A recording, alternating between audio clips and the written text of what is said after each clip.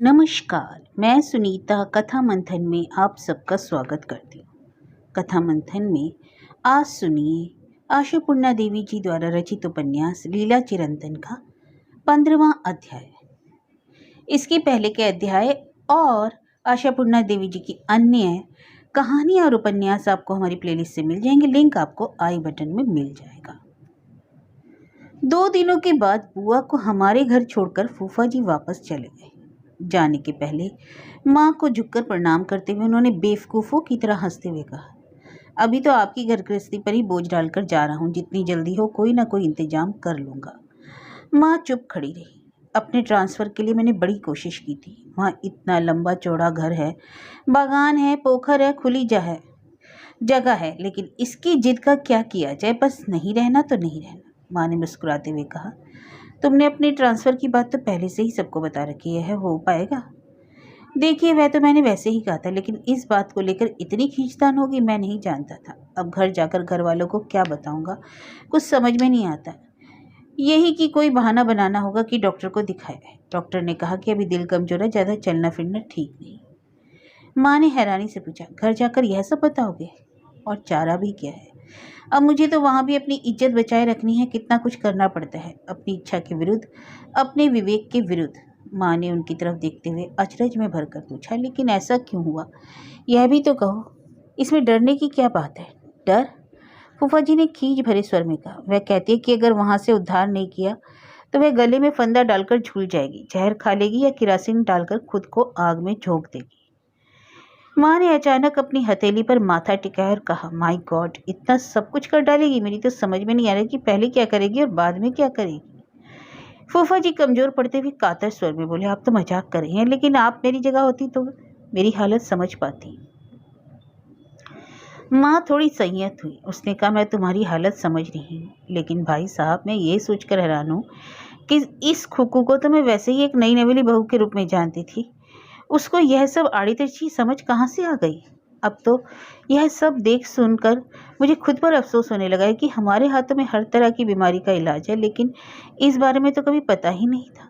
और अब हम ही लोग बेवकूफ़ों की तरह बैठे हैं। ठीक है, तुम बेफिक्र होकर जाओ, खुकू यहाँ मज़े में रहेगी। मज़े में तो थी ही, खामखा बीमारी का बहाना बनाकर। फूफा जी ने अपनी निराशा जताने के लिए गहरी सांस के साथ कहा, हालांकि मेरी दूसरी भाभियां तो हमेशा हमारे पुश्तैनी घर में ही रही हैं। फूफा जी चले गए।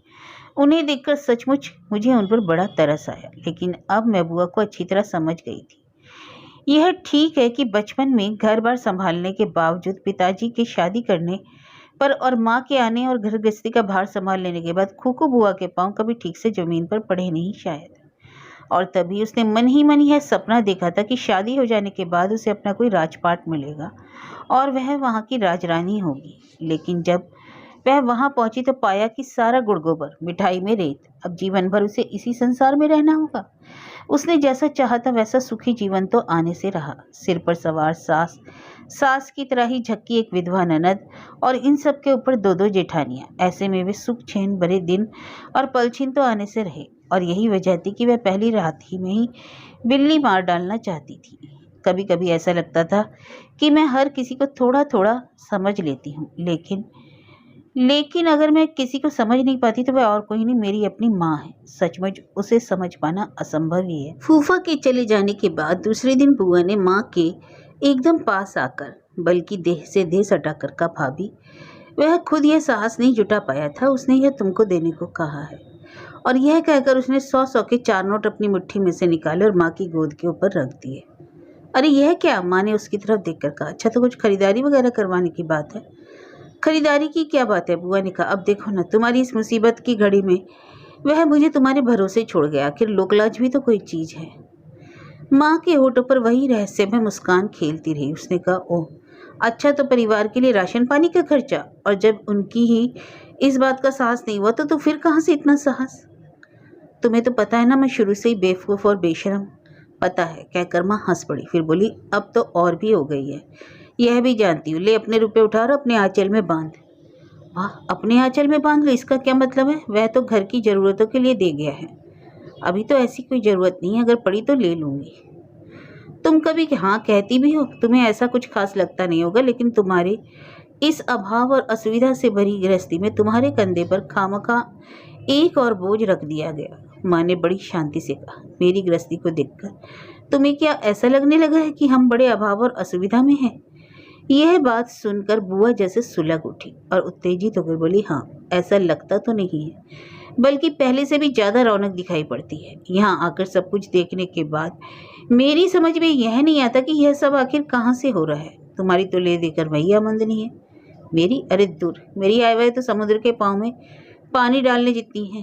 बुआ तो और भी हैरान हो गई। जैसे उसने पूछा, तो फिर किसके रुपए से इतना कुछ हो रहा है तो बताओ।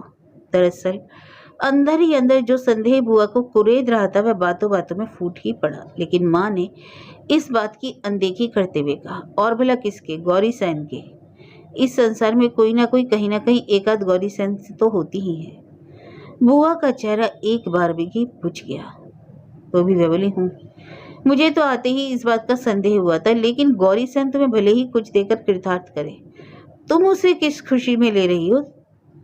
बुआ इसके पहले माँ से इतना खुलकर कभी बात नहीं करती थी। वह माँ के प्रति सम्मान का भाव रखती थी, लेकिन शादी के बाद वह जैसे माँ की बराबरी करने लगी थी।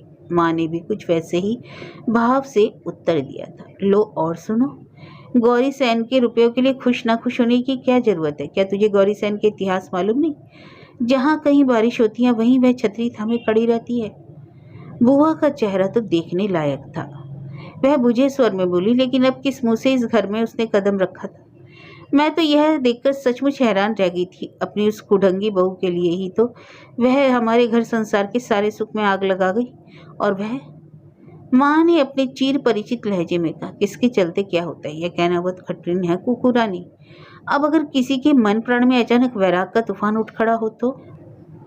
वैराग का तूफान नहीं, ठेंगा। मुझे अब सारी बातों का पता चल गया है। उस बेढंगी ने हवा में पाल क्या खोल दिया। भैया ने आओ देखना तब एक सड़ी हुई बस्ती में मुझे किसी चरवाहे के गुहाल में झोंककर विदा हो गए, बस।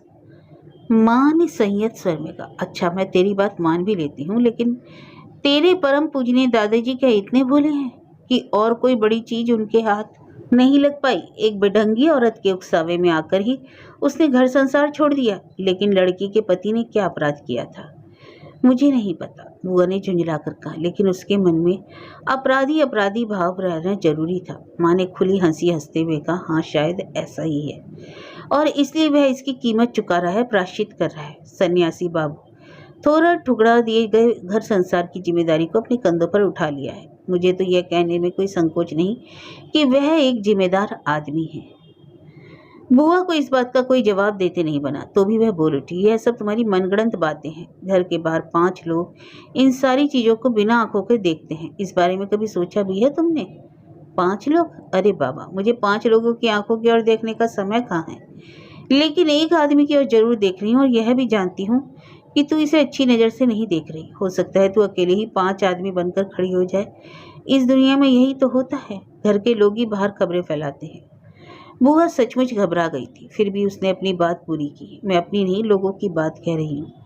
तो लोगों की बात जाने दे और रुपए उठा। और इतना कहकर माँ ने उन रुपयों को बुआ की गोद में फेंक दिया। बुआ ने आपत्ति की, मैं इन्हें लेकर क्या करूँगी? माँ एक बार फिर पहले की तरह मुस्कुरा कर बोली, लो सुन, रुपये लेकर क्या करूँगी? क्या तुझ में भी जोगन बनने की धुन सवार हुई है? लेकिन यह सुख भी क्या मन में रखे जाने वाली चीज है? किसी के मन में रहती भी है? यह तो एक उड़ते पंछी की तरह है।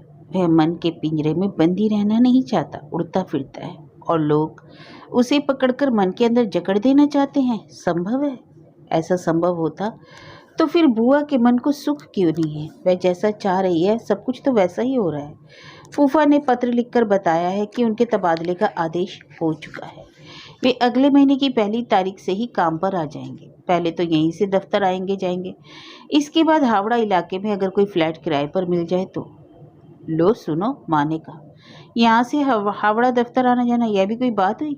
और वह इधर इधर फ्लैट क्यों खोजता फिरेगा? यहाँ तो अपना घर है ही। अरे खुकू, इस घर का आधा हिस्सा तो उसी का है। अगर तुझे ठीक लगे तो ऊपरी तले पर चली जा, हम लोग नीचे आ जाएंगे। बुआ ने तनिक झेंकते हुए कहा, नहीं नहीं, हमारे लिए नीचे वाला तला ही ठीक रहेगा। यहाँ रसोई घर वगैरह की भी सहूलियत है, और हम लोग कुल मिलाकर 2 ही तो प्राणी हैं। 3-3 कमरे लेकर करेंगे भी क्या? क्यों? जैसा जी में आए वैसा सजाना संवारना, सुख से अपनी गृहस्थी बसाना, ऐसी खुली दावत थी। लेकिन बुआ अपने लिए वही सुख तो जुटा नहीं पाई। अपना घर संसार सजाने संवारने के बहाने जब जी में आता, खरीदारी के लिए बाजार की तरफ निकल जाती। मनपसंद चीजें खरीद तो लाती, लेकिन उसके मन में कोई खुशी ना थी। कभी कभी माँ के पास घुटने टेक देती और रुआ से स्वर में कहती, अब उन घटिया लोगों का व्यवहार देख रही हो ना भाभी, 3 हफ्ते निकल गए मुझे यहाँ अकेला छोड़े हुए। इस बीच वह एक दिन के लिए भी मुझे देखने नहीं आया। माँ ने हंसते हुए कहा, तू ऐसा क्यों कह रही कि तुझे अकेला छोड़कर चला गया? वह तो तुझे मुझे हर रोज एक चिट्ठी डाल रहा है। चिट्ठी लिख दी, बस हो गया। कागज और आदमी क्या एक समान है? अब की बार कलकत्ता आकर उसे यहाँ गृहस्थी बसानी होगी। यह सोचकर अपने घर के लिए उसकी जान फंसी हुई है। वह चाहता है कि ज्यादा से ज्यादा दिनों तक अपने घर में रह ले। पता नहीं उसे वहां क्या मजा आता है। ले देकर वहां है क्या, वही चरवाहो जैसा गोहाल? माँ ने थोड़ी गंभीर मुस्कुराहट के साथ कहा, उस गोहाल की गायें तो उसकी माँ, बहनें, बाप भाई और भाभी बुआ वगैरह होंगी ना। बुआ ने जैसे मुंह चिढ़ाते हुए कहा, वह तो बचपन से ही उनके साथ रहता है, इसमें कौन सी नई बात है? मुझे ऐसा लगता है कि उस आदमी के साथ अपनी घर गृहस्थी बसाना तो जैसे हथेली पर सरसों उगाना हो। मैं यह अच्छी तरह समझ गई हूँ कि उसकी देह यहाँ पड़ी होगी और जान वहाँ। मैं अचानक ठठाकर हंस पड़ी। फिर तो सचमुच बड़ी लाचारी है। मन के पाँव में कोई भारी बेड़ी डाली जा सके, ऐसा आविष्कार तो अभी तक हुआ नहीं। यानी यह तय है कि सुख एक ऐसी चीज है जो बंद मुट्ठी से छिटक कर भाग जाता है। बड़ा भारी उस्ताद है ये। आदमी की सारी इच्छाएं पूरी हो जाने के बावजूद मन का कोई ना कोई कोना सूना ही रहता है। चाहे जो भी हो, अपनी घर गृहस्थी संवारने में बुआ जी जान से लगी है। अब ले देकर यह घर संसारी तो उसकी चाहत है। लेकिन इस घर संसार का शब्द का अर्थ क्या है? क्या यह चूल्हा, चक्की, बर्तन, बासन, करछुल, बेलन, खाट, मसहरी, टीवी, फ्रिज या दुनिया भर के साजो सामान और बेशुमार तामझाम का दूसरा नाम है? क्या इसी के लिए युवतियां इतनी ललायित रहती हैं? इस अकेले संसार को पाने के लिए कितना खून पसीना एक किया जाता है, कितने रास्ते तय किए जाते हैं, कितने घोरक धंधे होते हैं, हिसाब किताब लगाए जाते हैं, और इसकी खातिर कितनी बेशर्मी बेरहमी से पाला पड़ता है। हाँ, बेशर्मी तो है, क्योंकि बर्तन, भांडे, छलनी, करछुल, फ्रिज, टीवी के साथ साथ मन के रूप में एक गुलाम के तौर पर एक आदमी भी तो रहना चाहिए। उसे उसके जन्म जन्म के बंधन या बीड़ी से मुक्त कर अपनी मुट्ठी में बंद नहीं रखा गया तो? मैं इतनी सारी बातें सोचना नहीं जानती थी, लेकिन बुआ के आने के बाद उसे देखते देखते मैंने बहुत सी बातें सीख ली। लेकिन दूसरी तरफ क्या मेरी माँ ने भी ऐसा किया था? माँ के घर संसार में बुआ भी थी और दादाजी भी। यहाँ तक कि इनके गांव से लगातार कोई ना कोई आता रहता, और माँ तो सबके साथ अपनी गृहस्थी। तो क्या माँ ने कोई गलती की थी और उन सबके हाथों में से एक आदमी को छीनकर अपनी मुट्ठी में नहीं रख पाई, इसलिए तो वह फिसल कर निकल भागा? और सचमुच पिताजी तो हमारी घर गृहस्थी से हमारे जीवन में एक रहस्य, एक जिज्ञासा बनकर रह गए। अच्छा होता हमारे जीवन को उन्होंने बारूद के साथ मिलाकर या मिटाकर रख दिया होता। अशीन डॉक्टर को देखते ही बुआ दौड़ी चली आती, लेकिन आज खुद डॉक्टर ने घर में कदम रखते ही पुकारा, अरे ओ खुकू रानी, सुन ले, यह देख अभिज्ञा चक्र उत्सव का आमंत्रण पत्र। श्रीमती प्रज्ञा वर्मा ने 4 कार्ड भेज दिए। लिखा है जो भी इस कार्यक्रम में आना चाहे साथ आ सकते हैं। खुकू ने इन 4 कार्डों को जैसे चील की तरह झपट लिया। बड़े ही खूबसूरत ढंग से लिखा गया कार्ड, ऊपर संस्कृत में श्लोक और फिर अंग्रेजी में लिखी पंक्तियां आमंत्रण जताती हुई। कार्ड के सबसे ऊपर अभिज्ञा चक्र का चक्राकार चिन्ह, कार्ड के पीठ पर कार्यक्रम की सूचना अंग्रेजी और देवनागरी में। बड़ा लंबा चौड़ा अनुष्ठान है। 3 दिनों तक कार्यक्रम चलते रहेंगे। होम, यज्ञ, वेद पाठ, नामी गिरामी गायकों वादकों के सांस्कृतिक कार्यक्रम, सायंकाल में आरती, नृत्य और इसके बाद प्रसाद वितरण। बुआ ने एक एक शब्द पढ़ने के बाद पूछा, यह प्रसाद क्या, वही पत्तल खिचड़ी? अशीन डॉक्टर ने अपना सिर पीट लिया और कहा, खिचड़ी? तू है कहाँ? वहाँ क्या यही गवारू तमाशा होगा? क्या तेरी समझ है? प्रसाद का मतलब है केक, पेस्ट्री या वाई जैसी कोई चीज, पैकेट नुमा टिफिन। उनके भक्तों में कुछ बड़े बड़े होटलों के मालिक हैं, वे रोजाना 1000-2000 पैकेट सप्लाई करते हैं। इसके साथ ही एकदम विशुद्ध प्रतिष्ठानों से वैष्णव मिठाइयाँ और कचौड़ियों के पैकेट भी आते हैं। वे सब अपने आप संबंधित दफ्तरों में पहुंच जाते हैं। इनमें ऐसा तालमेल रहता है कि कोई परेशानी नहीं रहती और पूरे इंतजाम में जरा सी चूक चाक तक नहीं होती। बुआ आंखें फाड़कर सारी बातें सुनती रही। हैरानी भरे स्वर में उसने पूछा, परमा भाभी ने खुद काट दिया? हाँ, कल शाम वे इसी पापी की कुटीर के में अपने चरणों की धूल दे गई थी। किसी के घर आने जाने के नियम हैं उनके उनके लिए? बुआ ने पूछा। क्या इसमें मनाही नहीं? अशीन डॉक्टर हौले से मुस्कुराए, फिर बोले, क्या पता चक्र के संविधान में क्या है, मैं नहीं बता पाऊंगा, लेकिन नियम और निषेध वगैरह क्या सब पर एक समान लागू होते हैं? अच्छा, तो वह जो चाहे कर सकती है। बुआ ने आगे कहा, लगता है उन्होंने आते ही तुम्हारी चेकबुक हथिया ली है। सत्यानाश, अरे तू तो बड़ी सख्त जान लड़की है रे कोको। तेरे मुंह में जो आता है बोल देती है, तेरी जुबान पर कोई ढक्कन नहीं। क्या करूं भाई, मैं तो वैसी ही हूँ। एक गृहस्थ के घर में उन्होंने कुछ सोच समझ कर ही अपने पाँव की धूल दी होगी। खैर, आपने 4-4 कार्ड ला दिए, किन किन को ले जाने के लिए कहा है? किसे किसे वाली बात नहीं है, कहा गया है उनको जो सचमुच इच्छुक हो। बुआ के मन में वहां जाने की जबरदस्त चाह है, इसमें भला क्या शक। दरअसल उसके मन में अजीब हलचल सी भी मची है, वहां जाने के लिए, सब कुछ जानने के लिए। तुम नहीं जाओगे? अरे बाप रे, नहीं जाओगे? क्या कह रही हो तुम? नहीं गए तो समझो जान से गए। वहां तो हर रोज खास खास मौकों पर हाजिरी रहना ही पड़ेगा। बुआ ने फिर पूछा, लेकिन वह तो सन्यासिनी हो चुकी है, अब भला तुम पर उनका क्या बस? बुआ के बेवकूफ़ी से भरे सवालों के जवाब में डॉक्टर की वाक चातुरी या हाजिर जवाबी की अच्छी तैयारी का आनंद मिलता है। वह चलताऊ या टरकाऊ जवाब देकर अपनी बात पूरी नहीं करते। उनमें जहाँ नक्काशी होती है वहाँ सादगी भी, ताकि सबको उसमें अपना अपना हिस्सा मिल सके। अब मैं यह बात समझने लगी थी। बुआ की बात का जवाब देते हुए आशीन डॉक्टर ने कहा, तू तो एकदम उल्टी बात कह रही है। सन्यासिनी के ऊपर किसी गृहस्थ का क्या जोर? यह तो लोग जानते मानते ही हैं, लेकिन किसी अभागे ग्रस्त पर सन्यासिनी का जोर नहीं चलेगा, ऐसी बात तो किसी संविधान में नहीं। पता नहीं। अच्छा, तो तुम जब चाहो वहां जा सकते हो, या फिर तुम्हें भी कार्ड दिखाना होगा? जब चाहो के लिए कार्ड नहीं है। आशीन डॉक्टर मुस्कुराए। उसके लिए मेरे पास एक पास रहता है। और यह कहकर उन्होंने अपनी जेब से पीतल का एक गोल सिक्का या सील जैसी चीज निकाली। इस पर उनके संग की चक्र की जानी पहचानी छाप पड़ी थी। बुआ की जिरह से जो सवाल जवाब पैदा हुए, उनसे पता चला कि उस सिक्के या टोकन का उपयोग सिर्फ मेन गेट पर होता है। इसके अलावा और भी 3 गेट है जहाँ कार्ड सिस्टम है। वहाँ पंडाल में भी कई तरह के विभेद और विभाजन है। उत्तर, पश्चिम और पूर्व वाले द्वारों के लिए 3 तरह के रंगों का निर्देश है। हमें हल्के गुलाबी रंग का कार्ड दिया गया। हमें पश्चिम द्वार से अंदर जाना है। अन्य 2 कार्डों का रंग हल्का नीला और गेरुआ है। इन रंगों से ही महाजन और अभाजन का बंटवारा किया गया है। रंगीन खानों में बटे लोग निर्धारित द्वारों से अंदर घुसकर अपना आसन ग्रहण करेंगे और इसमें उनको कोई असुविधा नहीं होगी। दूसरे वे जब चाहें अपनी जगह पर जाकर बैठ सकेंगे और वहां से उठकर अपने घर आ सकेंगे। बुआ ने यह सब सुनकर संतोष जताया और कहा, वाह, फिर तो बड़ा अच्छा इंतजाम है। हम तो हमेशा से यही देखते आए हैं कि किसी भी धर्म स्थान पर गए नहीं कि वहां की रेल पेल, अफरा तफरी और यहाँ तक कि मारपीट और लाठी बरसाने की नौबत देखकर पसीना छूटने लगता है। और इतना शोर शराबा। बाबा, पता है, एक बार मैं अपने पिताजी के साथ कहाँ तो गई थी, वहां इतनी भीड़ थी कि मेरी फ्रॉक फट गई और बालों में बंधा फीता खुलकर खो गया। मारे भीड़ के मेरा दम घुटने लगा।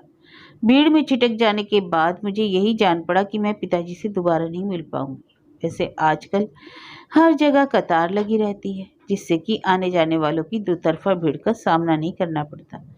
लेकिन परेशानी तो होती है ना। लेकिन यहाँ तो बड़ा अच्छा इंतजाम है। हाँ, तो यह कार्ड कल के लिए तुम्हारे पास रहेगा। जाना तो चाहिए एक बार। मऊ, तू चलेगी?